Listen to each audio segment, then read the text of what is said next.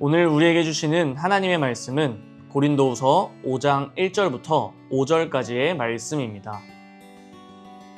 만일 땅에 있는 우리의 장막집이 무너지면 하나님께서 지으신 집, 곧 손으로 지은 것이 아니요 하늘에 있는 영원한 집이 우리에게 있는 줄 아느니라. 참으로 우리가 여기 있어 탄식하며 하늘로부터 오는 우리 처소로 덧입기를 간절히 사모하노라.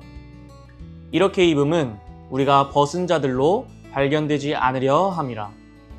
참으로 이 장막에 있는 우리가 짐진 것 같이 탄식하는 것은 벗고자 함이 아니요 오히려 덧입고자 함이니 죽을 것이 생명에 삼킨 바 되게 하려 함이라.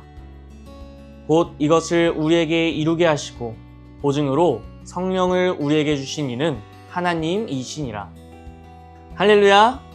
오늘도 예배의 자리를 사모하는 마음으로 가정예배로 함께 모인 여러분을 주님의 이름으로 축복합니다.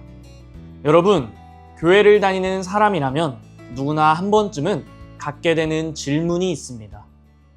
바로 예수님을 믿는 우리에게 고통과 어려움은 왜 오는가입니다. 오늘의 말씀은 이러한 질문에 대해서 우리에게 분명한 메시지를 주고 계십니다. 오늘 1절 말씀에서 사도 바울은 우리의 장막집이 무너지면 이라고 말합니다. 여기서 말하는 장막집은 바로 이 세상의 기준과 중심을 말합니다. 돈이나 명예나 권력처럼 영원하지 않고 사라지는 것들을 말하지요. 그러나 참된 그리스도인은 이 땅에서 사라질 것들을 바라보고 사는 것이 아닌 1절에서 말씀하시는 것처럼 하나님께서 지으신 집, 곧 손으로 지은 것이 아닌 하늘에 있는 영원한 집이 우리에게 예비되어 있다고 약속의 말씀을 주신 것입니다. 또한 사도 바울은 단순히 여러분 힘내세요, 영원한 하나님의 나라가 있습니다 와 같이 무책임한 말을 한 것이 아닙니다. 4절의 말씀처럼 우리의 탄식과 어려움 위에 하나님의 은혜가 덧입고자 하는 것이 바로 우리가 품어야 할 마음이라는 것입니다.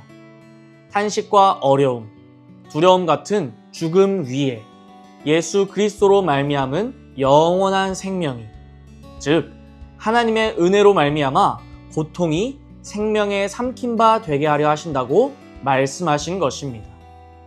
단순히 우리의 탄식과 어려움이 사라지는 것을 바라야 하는 것이 아니라 영원한 하나님의 나라를 예비해 주신 하나님의 은혜를 기억하며 감사하는 마음을 가질 때에 그 하나님의 은혜가 우리의 탄식 위에 덧입혀진다고 말씀하고 계시는 것입니다.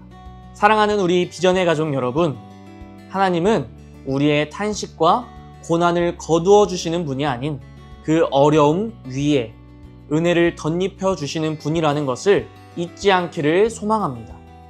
그리고 그분께서 영원한 하나님의 나라를 성령을 통해 우리에게 보증해 주시고 약속해 주셨음을 믿으시길 바랍니다.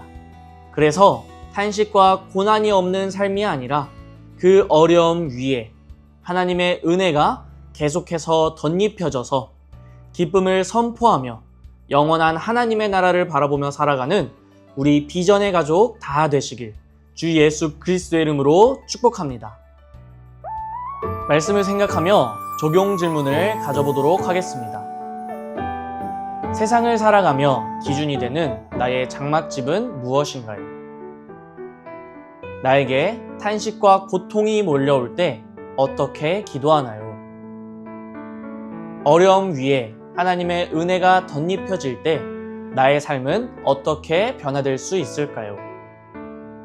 나눔과 말씀을 통해 한 주간 주 안에서 살아가기를 축복합니다.